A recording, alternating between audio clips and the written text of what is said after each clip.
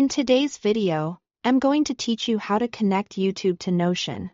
By the end, you'll be able to turn any YouTube link into a clean playable video right inside your Notion workspace, which is perfect for study notes, team documentation, or just keeping your favorite resources in one place.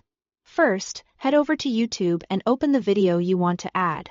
You can copy the link directly from your browser's address bar, or click the share button under the video and copy the link from there. Either option works the same in Notion, so use whichever is quickest for you. Make sure you've grabbed the full video link and that it's the one you actually want to keep in your notes.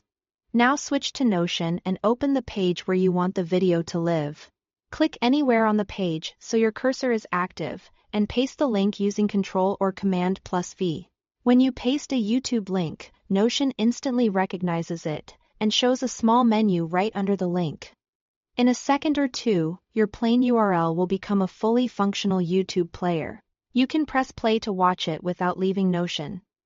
Scrub through the timeline or expand it to focus while you take notes nearby.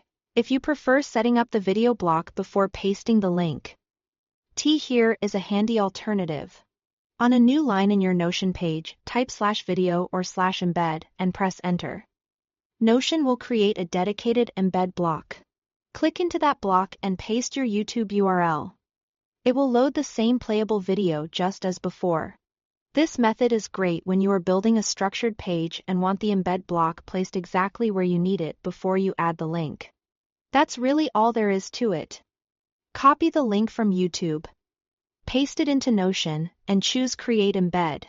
Or use the / command to create the block first and then paste your link. Either way, you end up with a clean embedded player that keeps your workflow focused and your resources easy to access. If this helped you streamline your notes or project pages, consider organizing your videos under clear headings or alongside your key takeaways, so everything is easy to revisit later. Keeping content and context together in Notion makes learning and collaboration much smoother. Thanks for watching.